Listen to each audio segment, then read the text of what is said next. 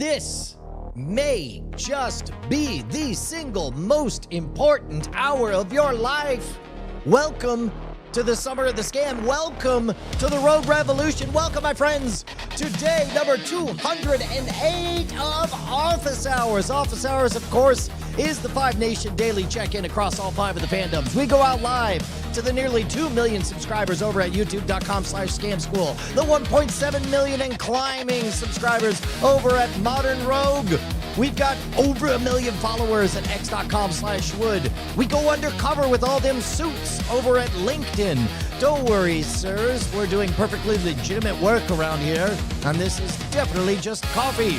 And of course, the elite ones, the hardest of the hardcores, the real ones, the people I would tattoo right across this dome, if only the missus would let me. Of course, we're talking about the Elite Diamond Club. You see that sign back there that was made by BioCow? You ever see me at a conference? Flash me one of these, and I'll know that you're a real one. Everyone else, provisionally real.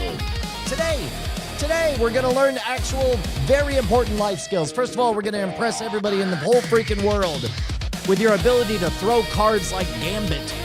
You remember Gambit, right? I'm told he'll be in a movie this year.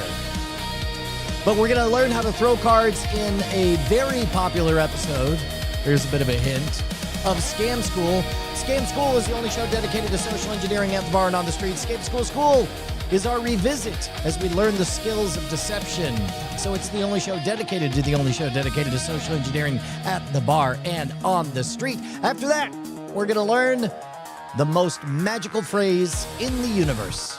Straight from the mouth of an Oklahoma lawyer, we're going to learn what to say when a cop asks you where you're coming from. That always sounds like a tricky one. Where are you coming from? Pretty casual, huh? I'm sure it's just friendly chit-chat. But we begin with the original episode of Scam School. We're going to check it out. We're going to do some degenerate gambling. And then... Oh, wait a minute.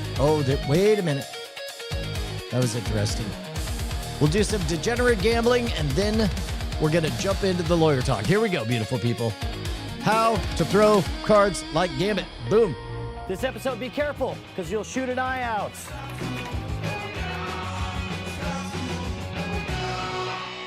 This episode of Scam School is the science project gone awry from GoDaddy and Gamefly. Welcome to the show that takes your childhood dreams and perverts them into adult nightmares. Scam School, the only show dedicated to social engineering at the bar and on the street. And I don't know about you, but ever since I was a kid, I wanted to throw Chinese throwing stars. I want to be able to throw cards like Gambit. And so today, that's exactly what we learn, how to throw cards.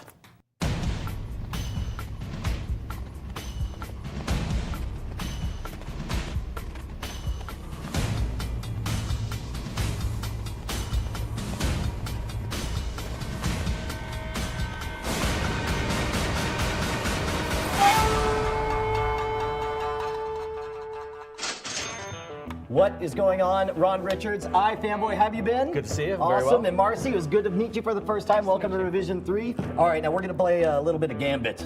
Ooh, nice. Yeah, so I say my Gambit, alley. and you immediately think of... Blowing up bad guys. No, throwing cards. He throws Well, there you go. cards. Did you always want to be able to do that? Just like, pew, throw them off like a bullet? Ever since I first saw him do it. Now, I don't claim to be like the best card thrower in the world. There's some super talented one. Rick Smith can throw it practically a football field. Ricky Jay wrote the book, Cards as Weapons. But I want to teach you guys the basic principles of card throwing. And there's a couple of things we're going to go for.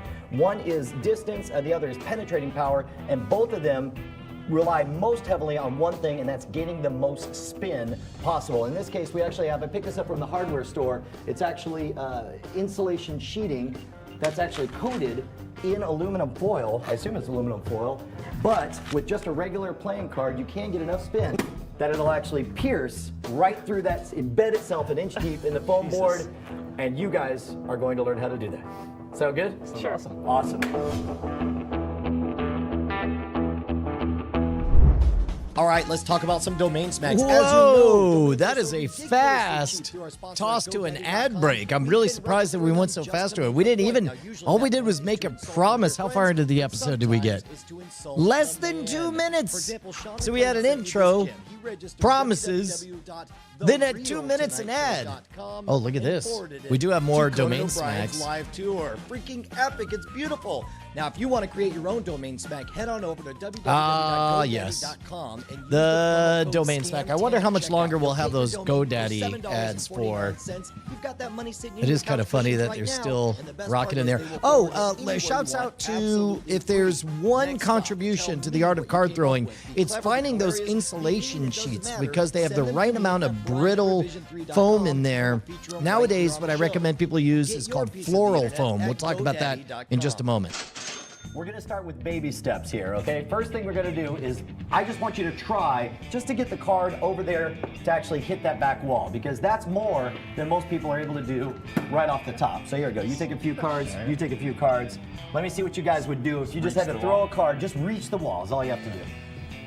That's like, okay. This is gonna be. I like the overhand. No, keep going. This is good. The overhand is good. Well, he has his hand on. That one hit the curtain almost. Jeez, this is embarrassing. Okay. Stop.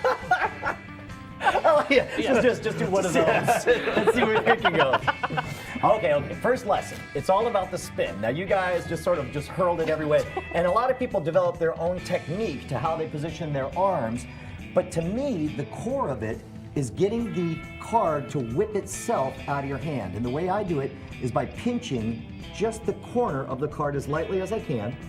And then I kind of swing my hand forward and I don't even quite let go because that would be too difficult on timing. Instead, what I do is I hold it lightly enough that just the action of swinging my hand forward, it rips itself out from between those fingers, right? So you'll notice I'm not whipping my arm really fast. You're not even flicking your wrist. I'm not exactly. It's like I'm bringing my arm. There's a little bit of wrist spin from here to here, but it's very relaxed. And the idea is just to pinch it as loosely as you can, and just look at that. Just with the lazy maneuver, you're able to get enough that the card will actually penetrate the foam.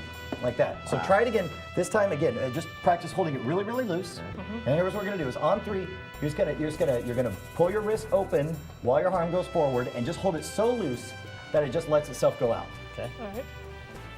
Oh, it's already improvement. You can see the spin in it. There you go. Oh, yeah, there you go. You can see. Don't worry about accuracy for right now. We're just on the first one. You just want maximum spin. Already much faster, much better. There you go. I got a curve going on. There you go. Now you're getting it direct. All right, here we go. You can totally see the difference. You get it before I do. I suck. Now remember, right now we're working on distance. I just want to see you guys be able to. All right. Hey! Oh, all right. Wait, did you got stick? it. I got it. You got it, Marcy. Already got it. We already have a winner. I can't believe it. Now, how did it feel? Did it just feel right? It did. It like sucked it out. Yeah, exactly. It'll whip itself out of your fingers. So just you pinch it light enough, and then now the tough thing is consistency at some point. Because obviously right now, you've done it already, Marcy, but the trick is to get it consistent. All right, so let's try this. Something different to try. Let me just see you hold this in your hand. Yes, you got too much corner in here. You want to barely pinch that corner, very light, even lighter than that.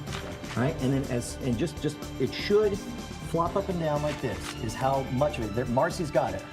There you go. When you've got it kind of bobbing up and down, that means you've got it the right tightness. Okay. And just the slightest bit, just do that. There you go. And instead, now I can tell that you're releasing it because it's flying off to the side. Yeah. You want it to release itself. You want to have enough. Look at that. That was beautiful. You've got it. Marcy's star pupil right here. You're in remedial mutant killing right now, Mr. Fanboy. If you try to do it as a backhand frisbee thing, then it becomes a timing thing, and you have to release your fingers at the right moment. I'm no good at that. Okay. So instead, I try to make it a sidearm launcher where it starts back here, it propulses forward. Everything I do with the card is moving forward, and that way it yanks itself out of the grip between your two fingers. All right, Marcy, I tell you what. I think you got the goods. Yeah. I'm gonna give you 3 tries. Oh. I want to see you pierce it. And in fact, we'll even move up. We'll move up to the test line. At this point, you're a failure. Oh. You disappointed your father, son. Marcy is my star student. Okay. All right, here's what I want you to do. I want to see you get enough force that it actually pierces that foam backing. I want to make you proud. All right. Oh! First try! Marcy passes! Yeah. But don't worry, Ron. Look, I've got a remedial course for you. After we come back from the break, you're going to learn how anybody can actually pierce the board. Even with a pearl like that. I feel like a girl. I was so confused. I was like, man, it's not like Brian Dude, I to love give video up games, on but just somebody last so week, fast. no lie, But I now paid full it's very price clear, for like, it. oh, I got it. I know exactly the remedial bit that I was planning on doing. So that's what I was up to. Classic old Brian, long time ago Brian. Perfectly segued into it. Somebody was saying that the chats aren't in there. Do me a favor, everybody throw some chatter in there, and let me see if all the chats are combining. Because I see folks from YouTube's, but I don't know if it's just one or the other. And I guess that'll also give us a bit of a latency test. There we go. Twitter, combine. Don't make my Excellent. mistake. Head on over to gamefly.com. Yeah. Never buy a bad game again. So we got Twitch, we got... Oh, there we go, perfect. The truth is, when it comes to learning how to throw cards, you got to figure out what works best for you. Just remember one thing: spin is all that matters. And you were able to get spin with more of a backhand frisbee motion. You weren't able to get spin at all, whereas I get it more with a kind of frontward sidearm launcher. But in this case, there is a way that everybody, no matter how talented or talentless, can actually throw a card hard enough to punch through the board. And all you need is one of these. Here, I'll give you a couple here, a couple of rubber bands. I got the smaller, thinner rubber bands because those tend to work better for me. And let me explain what you're going to do. All right, everybody follow along with me. You're going to take this rubber band, you're going to put it between your thumb and forefinger on your left hand. Are you left-handed or right-handed? Right-handed. Right-handed? Right-handed. Right-handed, awesome. So here's what you're going to do. You're going to put it up like this. You're going to snag the card just like so and pinch it. So you've got it about a third of the way in and pinched.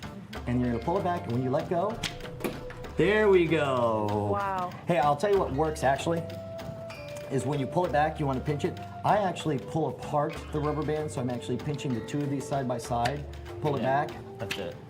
Yeah. Oh. That's the secret right that's there. right there. Because otherwise they link on That felt themselves. really good. So All let's right. do it. Let's take it again Yeah, from the. boom. Oh, look at that! You're about to get it. I can feel it. He's got the Gambit fever.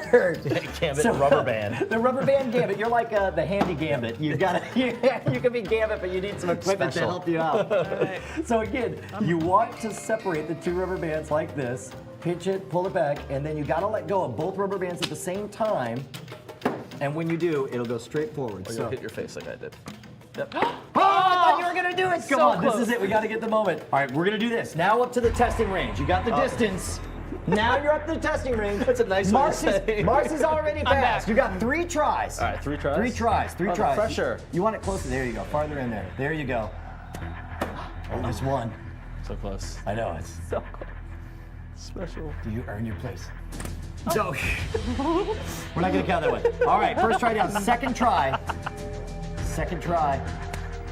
Oh, you got it on the second try. Very good job, Mr. Richards. Oh, congratulations. All right, guys, you guys were freaking fantastic. Thank you, sir. Congratulations. You're all honorary Thank you very graduates of Xavier School of Card Throwing. Sort of. Sort of. Brian and Xavier is what the name is. Oh, that was great, though. Thanks. Yeah, no problem. First and foremost, a safety note. Remember, you can poke an eye out, so make sure you pick the right place and the right time to do your practicing. Second of all, keep in mind that the more you use the cards, the more warped they're going to get and the less chance they have of flying straight. And third of all, I want to see some kick-ass video from you guys of exactly how far and how deep you're able to throw your cards. So post them at the boards at scamschool.tv, where you can see all of our episodes right back to episode 1. I also want to hear what you want to see in future episodes of Scam School, so hit me up at brian@revision3.com. If you're doing the Twitter thing, you can follow the show at twitter.com/scamschool, or find out when I am in your hometown hosting spontaneous Scam School meetups by following me at twitter.com/schwood. Next episode, I have a feeling that we're going to be learning what the most fashionable way is to wear eye patches. But until then, it's time to get to the bar. Oh! That was right in the eye. Tony, I'm so sorry, dude.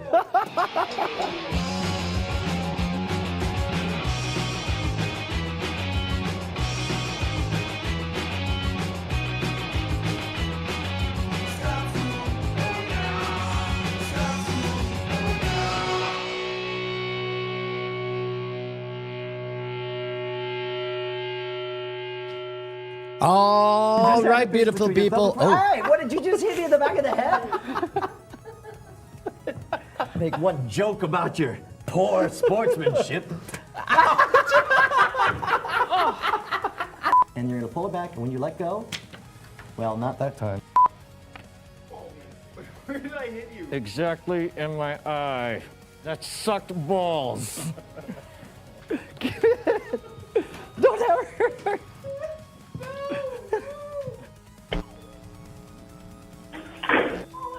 there we go. Now we get to do the thing.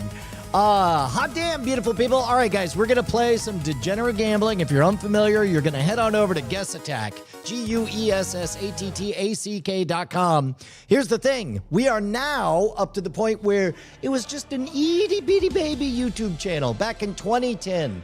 We had only gone maybe 2 months into this being a real-time channel. The channel was dropped with a whole back catalog of episodes on there. But we're, I think, at the beginning of March 2010 that this episode dropped. So the question is, how many views did it get? Is this one of the ones that took off, exploded, became one of the biggest of all times? We've seen as high as, what, 1.4 million, as low as 4,500. But you guys are going to head on over to Guess Attack, GUESSATTACK.com, and place your bets or use the bang guess command to put your guess in there. And you can be among the elite like Riku, who guessed 2,318,008. G. James B. with 1.4 million to 20,069. Oh yeah, it's Adam with the most optimistic guess we've had to date. 15,225,750. Charles Rubach with 69,420. Tyler with 690,420. Banterat with 1.8 million. Sine Wave with 1,017,76. James Colbot with 500,342. Kid Cart with 50,000. Flying Car 100 with 301. Joey 666 with 3 million. Earth 56 with 3.350 million and 35. Muslix with 125,898. Sixter 4157 with 185,600. Curtis Hoffman with 23,000. Hawk Warley with a ever consistent 1.2 million.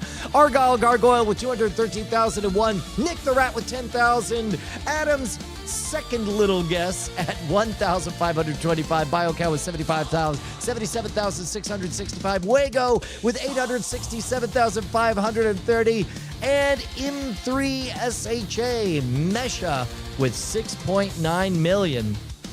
And the real number, the actual number of guesses, or not of guesses, of views on how to throw playing cards is a new champion. Oh, wait, no, wrong. There we go. 4.5 million.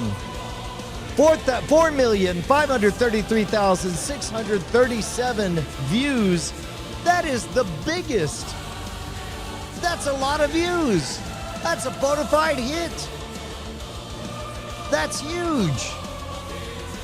I did not see that coming. We are in the Bog League now, says Sidewave. That's huge. Wow. I didn't see that coming. So with that, so now the question is, who's the winner? Congratulations to, wait for it, the gold medal goes to, oh, wait, there we go. Gold medal goes to Earth 56, off by only 1,183,000. This is, okay, first of all, not only did you get the gold medal, but you got the gold medal by the biggest miss margin in the history of the channel. Congratulations.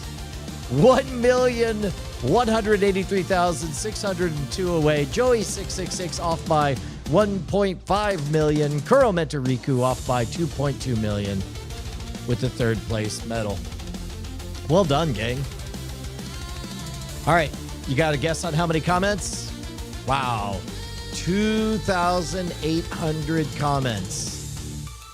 How many of them, what do you think the top comments are? I'm going to go with stupid hair, and time code to skip the ads. Let's see. Sort by top.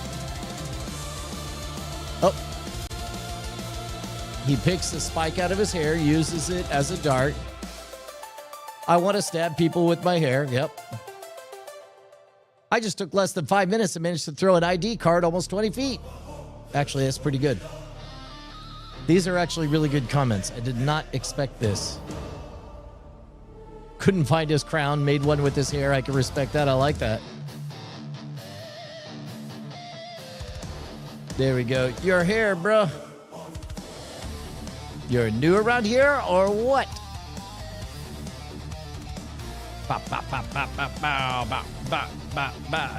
Gonna give everybody hearts.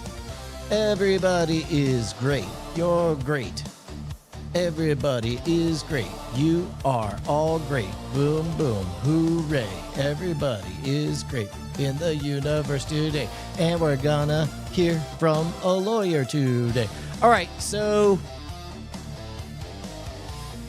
I actually really thought this was going to be another episode at the bar, so I thought there would be a natural tie-in, but I ran across this video from Legal Canon.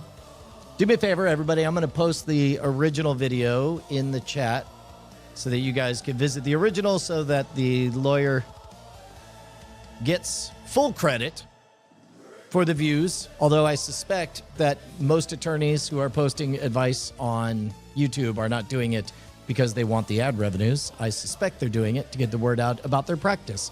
And in this case, I thought this was a interesting, tricky question because it brought up, I think, something that is related to a theme that we've been talking about on office hours, which is there's hypothetical knowledge and then there's real practical knowledge. And the difference is, quite simply, practice. It's externalizing it. So here, we're gonna take a look at this video. We'll break it down. There we go. Over to www.godaddy.com. Oh, Use goodness. the promo Oh, code goodness. There we SCAM10 go. at checkout. You'll get your domain for $7.49. Yes, that is You've got important. money sitting in your However, couch cushions right not as important as this. You just left the gym. Doesn't matter. You see those red and blue lights flash in your rearview mirror and your stomach drops. Oh, look at Pull this. Reveals. Let me show you exactly how the trap works. Say you tell the officer, I'm coming from a bar. You just gave an admission that you were in a location where alcohol is served. That's going straight into the report. Now he has a reason to start looking for signs of intoxication. Say you tell him, I'm coming from a friend's house. Now he's going to ask what you were doing there. Were you drinking? How long were you there? Who else was there? You just open up an entire line of questioning that didn't exist 5 seconds ago. Say you tell him, I'm coming from work. Sounds harmless, right? Now he knows your route. He knows where you started and where you should be heading. And if your route doesn't match, if you took a detour, if you're in an area that doesn't make sense, that becomes suspicious. Every single answer that you give creates a new thread for the officer to pull. That's the whole point. So I'll tell you what this reminds me of is we were talking yesterday about how to gaslight LLMs into crossing ethical lines or whatever. And when it comes to cognitive, or I don't know, I guess linguistic, here, sorry, I forgot to do all that. In fact, you guys can continue to whiteboard while we talk about this video. There we go. Whoops. Here, I'll just scoot all this over here. There we go. So, when we're talking about misdirection, verbal misdirection, when it comes to large language models, we notice that what you care about if you want to get a large language model acting outside of its program behaviors, you just want to log more and more minutes outside of its comfort zone, giving it more and more time in that case. And we're seeing an echo of that same sentiment here because the police officer very likely does not actually care where you are coming from. What he cares about is, will you hand me information to give me stuff to work with to see if there's anything here? So you'll notice the 3 examples that the lawyer gave. By the way, I am not a lawyer. That's why we're talking about this lawyer's video.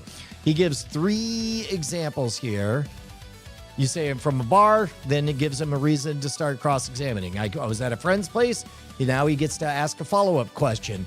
Every time you answer a question, you open the door to more questions. And the more questions the police officer gets to ask, the more he has to work with. So the question is, eventually, well, how do you stop opening doors? And so let's hear what they say. If you're in an area that doesn't make sense, that becomes suspicious. Every single answer that you give creates a new thread for the officer to pull. That's the whole point.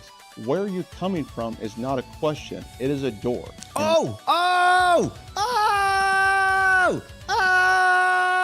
That's right. I forgot that he said that. Once you open it, the officer will walk right through. Now I need you to think about this from the officer's perspective for a second. This is a routine for them. They ask this question 20 times a night. They're not listening for your answer. They already don't care where you work. What they're actually watching is your behavior while you answer. Are your eyes glassy? Did you hesitate? Did you stumble over your... Yeah, this is also, we talked about the techniques for stage hypnotists, and this is also what you do.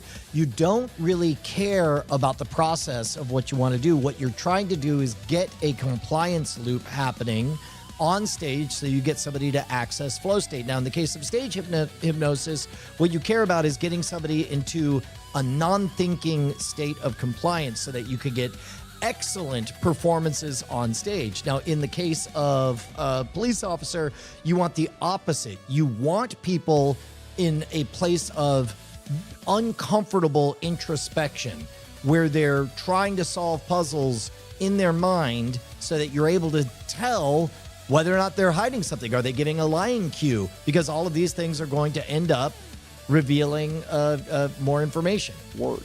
Did you look away? Did it take you too long to respond? Every single one of those things gets written down as a clue in the officer's report.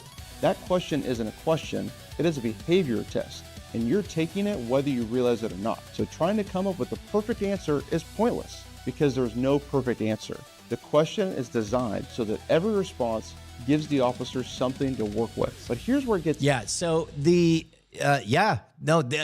is, remember that the officer is, the way I think of it, is constructing a sandcastle, and he needs material to work with. Interesting, because the law is actually on your side, and the officer is counting on you never figuring that out. Here's the part nobody knows. You have absolutely no legal obligation to tell a police officer where you're coming from during a traffic stop. Okay, so this is the part where hypothetical knowledge bumps into the practicalities of reality. And in this case, hypothetically, we all know something legal rights, but then when we picture somebody not cooperating at a traffic stop, we get that stereotype of the, am I free to go? Am I free to go? And then it's like, well, no wonder. Of course you're going to get,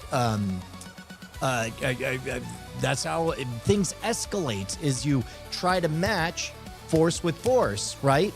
But of course, when it comes to, linguistically, what you want to do is be like Bruce Lee. You want to be like water. You want to let things flow right past you in a non-confrontational way. So the question is, how do you do that? And keep in mind, the whole reason that we celebrate the C block on this program is because there's a moment that hypothetical knowledge hits the boots on the ground, the rubber on the road, right? None, zero. It's not required by any traffic law in any state. The only thing you're required to provide during a traffic stop are your driver's license, your registration, and your proof of insurance. Now, what I always think of in this is if you're pulled over for speeding and you know that you were 5 over the speed limit, all things being equal, we would like, if it's within the discretion of the police officer, for him not to give us a speeding ticket. But the moment we don't cooperate with the big old investigation, then we, of course, we know for sure we're going to have a couple $100 tickets. And you guys have heard me talk about how I used the get out of jail free card, or had used it to get out of a bunch of tickets in a row. One time that it didn't work was when somebody wasn't on the hunt for a speeding ticket. They were on the hunt for drugs. And the first thing he did was ask for permission to search the vehicle. And then all of a sudden, my subroutine of being an affable person bumped up against my pro Fourth Amendment rights, against unreasonable search and seizure, libertarian instincts. And so I just had to say, no, I don't consent to a search. And then he just brought out a dog to bark at the car, and then they searched anyway. They found absolutely nothing. Made sure to put some snide comments in there and then handed me a ticket.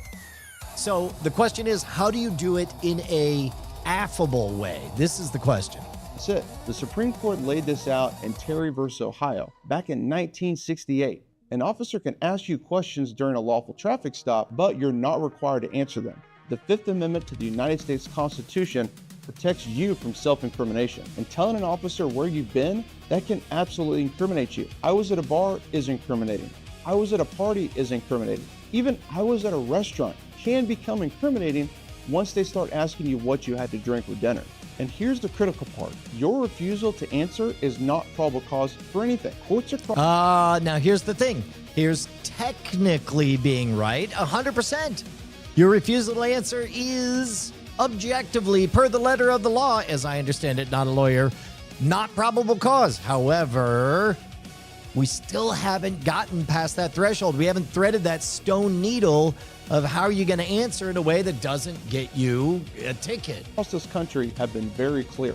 Exercising your constitutional right cannot be used as evidence against you. An officer cannot arrest you, detain you. By the way, shouts out to this B-roll. Whatever this B-roll is, he's supposed to be double locking the handcuffs right there, and it looks like they're having trouble. Against you. An officer cannot arrest you, detain you longer, or search your car simply because you declined to answer a question you were never required to in the first place. That's why what I'm about to give you is so powerful. Once you hear these words, you're going to realize just how simple this really is. But first, let me show you why you need them. Think about the box you're in. If you answer honestly, I was at a bar, you just incriminated yourself. If you lie, I was at the library. This is one of those things where it's like, well, I mean, you know you're in a box. You know that well, spoiler alert, where we're headed to this is you got to practice your answer. Just like that moment in the C block when there's a moment that I hand them, oh, Penny stole my cards. Oh, when I hand them the cards, I say, now you try. And very clearly, they're for the first time trying to spread a deck of cards. You don't want the first time that you give one of these answers to be under pressure when you're talking to a cop. So the answer is you practice. Whatever your answer is, practice it out loud. Practice it in the mirror. Most importantly, practice it to a recording of yourself and then grade it. Give yourself feedback on it. We'll get to that. And the officer finds out, that's potentially obstruction. And if you just sit there in silence and stare at the officer, guess what he writes in his report? Suspect was unresponsive and appeared confused. And then he calls that a sign of intoxication. I've seen it happen hundreds of times. So you can't answer honestly, you can't lie, and you can't just sit there. What on earth are you supposed to do? Here are the exact words. Memorize them. Officer, I prefer not to answer questions about where I've been. Am I free to go or am I being detained? Okay. Now that is probably accurate. I say probably. I mean, this certainly is accurate. It's a lawyer answer, right? But figure out how to make those your words. For example, here's a weird one. Like, take a low-stakes situation where somebody's putting the pressure on you, somebody who doesn't have your best interests at heart. For example, you bought something at Best Buy and they want your phone number, or you at a gym, or any of those times where people are trying to get a rewards thing. And they're like, what's your phone number? There's a difference between saying, I don't want to do that, or having it be awkward, or why do you need my phone number, or whatever. Then everybody, keep in mind, their job in a low-stakes environment like at Best Buy, their job is to pressure you into joining a rewards program. You can be bad at deflecting it, and then they put on the hard pressure because it's literally their job to pressure you. Or you could get good at it. And there is a tactic, there is a practice, there is a technique to effortlessly deflecting it and just say like, nah, we're not doing all that. And then when you phrase it that way, that's different from, I don't want to give you my phone number. Or you could ask like, I don't have to do that, right? Yeah, don't worry about it. And then when they start to go through it again, I'm like, that's fine. You're asserting within the ethical, number one, know your ethical and legal and moral bounds of where you are. Make it easy for them to keep on going. The police officer, this is the hard part, because all of us tend to be nervous when we get pulled over. So the only reason I was able to talk my way out of speeding tickets is because it happens so often that I wasn't worried about it. It was just another opportunity to swing for the fences. And whether it worked or didn't work, it wasn't going to affect things one way or the other. And so the only way to get to that practiced, casual, effortless way of responding is quite simply to do the reps. So what did he say? He said, officer, I'd prefer to not answer. I prefer not to answer questions about where I've been. Where I've been. Am I free to go or am I being detained? Okay. So try saying it out loud. Right now, all of us have hypothetical knowledge. And I'll be honest, part of me wants to decide, oh, yeah, I've got it, and just put it on the shelf. But that's not the same as being practiced. So you practice saying it out loud. Like, ooh, officer, I prefer to not answer any questions about where I've been. I think I'm supposed to ask, am I free to go or am I being detained? I added a little bit of, I think I'm supposed to ask, but in doing so, I telegraphed that this is not anything about them, and I'm not being defensive. This is me simply trying to remember chapter and verse. This is me saying the thing, but also framing it in a non-confrontational way. Try it another way. Say,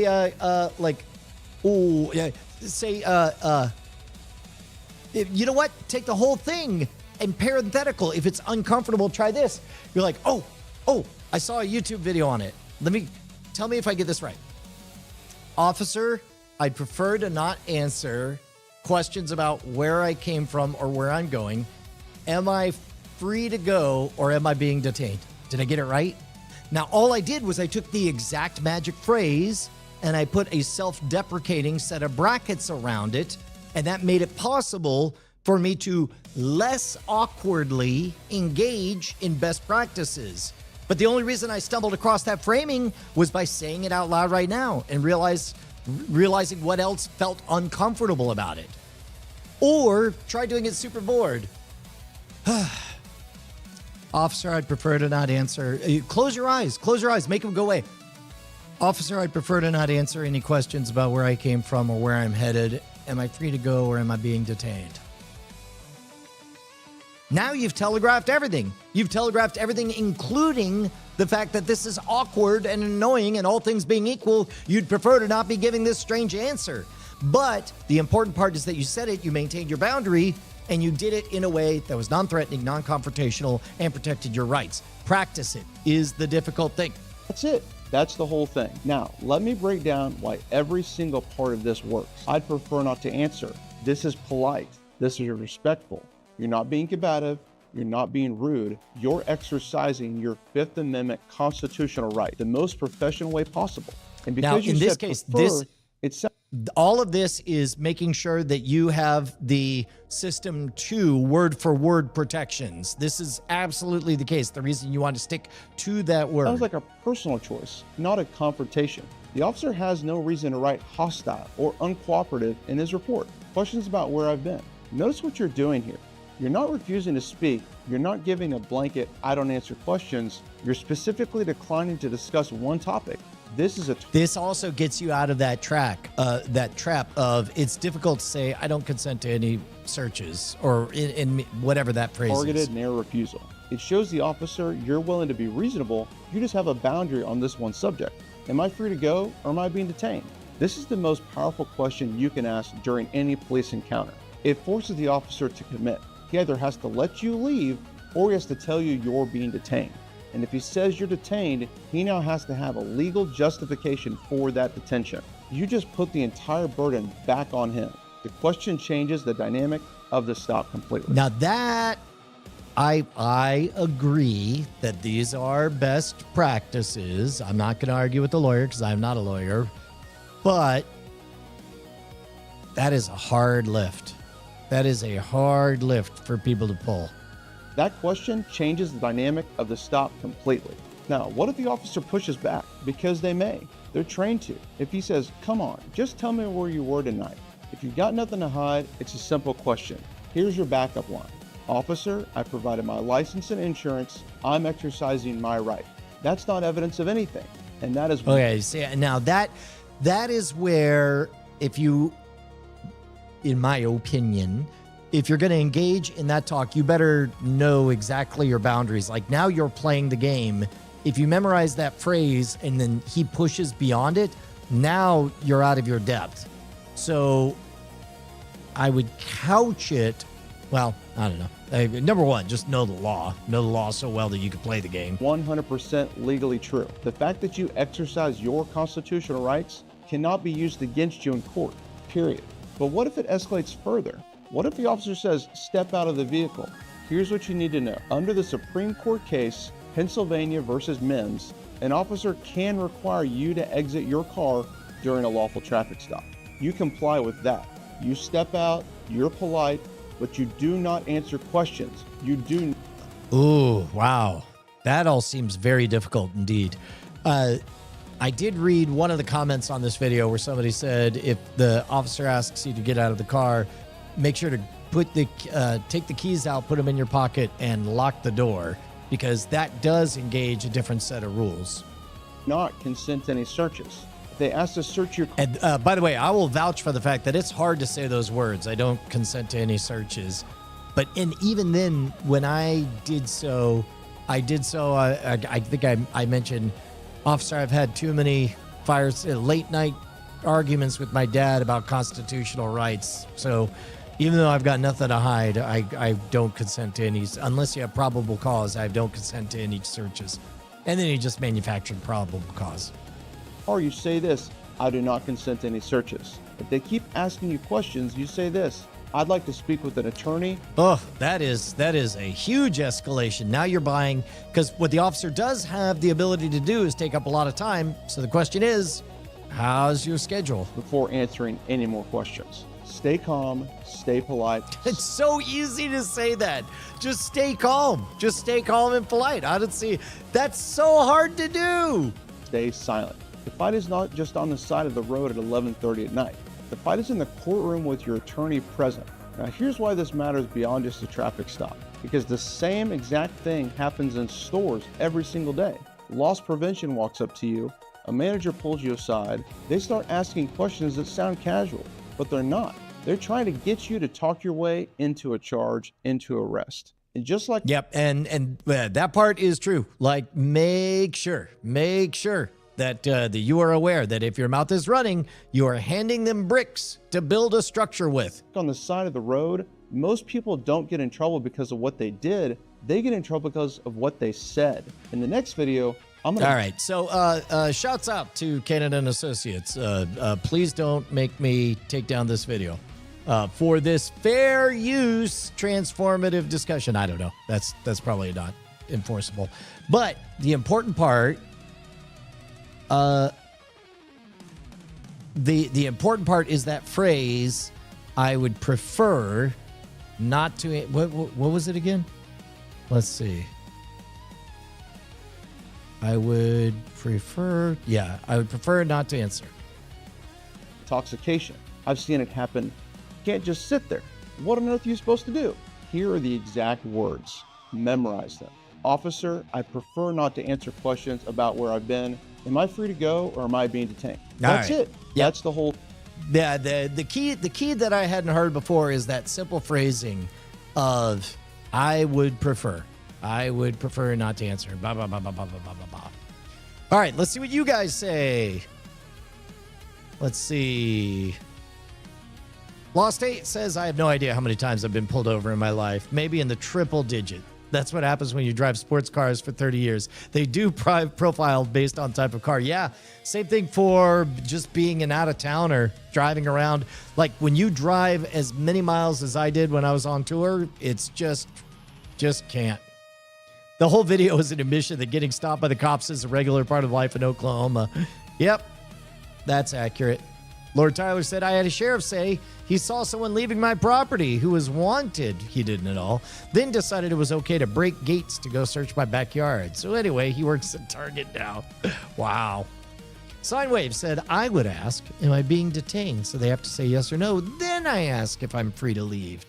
Ooh, yeah, that's actually... That seems like an elegant topspin on it.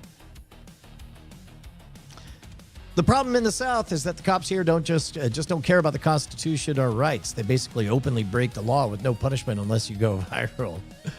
Yeah, there is a fair bit of that. Sixter4157 says, I've been pulled over twice, 2 times in my 32 years of driving. The last time was for expired registration. I paid but didn't get a smog check and almost went a year by. I gave him short, direct answers. Yeah. He asked where I was going, and I told him I was just going to get Taco Bell. He told me he had the right to impound my truck, but was letting me go with a verbal warning. Man, I'm sure they got all kinds of rights. Doors and put the keys on the seat. You could always trust the lawyer with drawn-on glasses. He's smart. He has a cigar and everything. That's true. Let's see. Wow, Charles Rubach has never been pulled over in 20 years? Knock on wood. That's crazy. That is crazy. All right. One last item. Shouts out to Ev Lloyd, who stepped up to the challenge. You guys remember yesterday or 2 days ago, he called in asking how to create stuff with his daughter, Blurch. And this is not edited, but I thought it was great that he delivered something, because done is better than perfect. Perfect ain't no money in that. Done is good. So here, we're coming up on our hard out, but this is all just straight live to tape. It's only 6 minutes long. He says he hadn't got CapCut figured out yet, but here we go. Let's take a look. Hey everyone, welcome to the Insert Channel Name channel. We call it that because we don't have a name yet. So here we are. I am your host. I'm Ev, aka Vegemite Sangers. This is my emotional support child, Olive, aka Blurch. Say hi. Hello. And we're here today because our channel is all about not so much reacting to each other's music, but more gaining more life experience about each other's music. Getting to know each other's music. Yeah, perfect. So Olive is our K-pop expert, and when I say expert, she's obsessed with K-pop. Me, not so much, but here I am to learn all about it. Yeah. I am a more... Okay, so top marks on the first 30 seconds. It's engaging right from the outset. You guys are adorable. Your chemistry is real. You kept everything going. There was absolutely no slippage in the pacing or the tempo of everything. When you start cutting, now you only have the one locked off shot. So because on YouTube, remember, YouTube is a incredibly unfair environment. It's like going to a movie theater, and while you're watching a movie, off to the side are a bunch of trailers running for other more interesting movies. So in this case, you can add a bit of dynamism by doing the popping in and out, because that's a lot of real estate that you have in that big wide shot. So you can jump from the left to the right. And then also, whenever there's a moment that flashes on someone's face, you can punch in on that as well. So in this case, more life experience about each other's music. Getting to know each other's music. Yeah, perfect. So Olive is our K-pop expert, and when I say... So in this case, Olive gives a really good reaction when you tee that up. Olive is our K-pop expert, and when I say expert, she's obsessed with K-pop. Me, not so much, but here I am to learn all about it. Yeah. I am a punk and metal aficionado, so that's... And then, so another thing you could do is, as fast as possible on YouTube, remember, it's called YouTube, not TheyTube, not MeTube, not somebody else tube. So you want to sketch out a role for the audience as fast as possible. So what you could say is whether that challenge is a predictive challenge, whether you could say, like, let me know what my job is she's going to show me whatever I have. We'll see how fast I can figure out blank. Or she's going to show me whatever, and I'm going to give it a blank, or a doodly bop. Whatever it is, you've laid out a menu, and so now I know my job as the viewer. But in this case, you're going to be editing for what you already have. I gave you an idea for something else, but... Olive is definitely not a fan of that, so we're here to try and change that. Oh, there we go. That's another one right there. So you said Olive is not a fan of that, and then her face gave a very natural reaction. So we're here to try and change that. So, but this week, I think we've decided we're going to listen to some K-pop. Yeah. Yeah, cool. And what are we listening to? I Don't Bargain by All Day Project. I Don't Bargain by All Day Project. Yep. All right, then. Well, so in this case, she introduced it, and then what I wouldn't mind is a bit of a prediction about what we're going to get.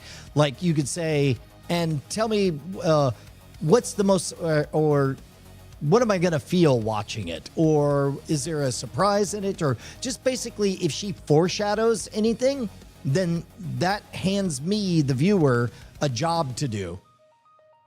how about we go on over to the song? All right, you ready to go? Yep. Awesome, let's go, guys. I Don't Bargain by All Day Project. And it's not starting. There we go. So in this case, it looks like the entire content plays. All right, so the entire content plays, and you guys are in the corner, which a thing that you could do if you know you want to have it be, you could watch it and then with editing, cut back, pause it and give reactions and talk about it, because then you get into content ID issues. But that's just more YouTube landscape stuff that you'll figure out. But you're not monetizing these anyway. And I can't imagine that they're going to stop you.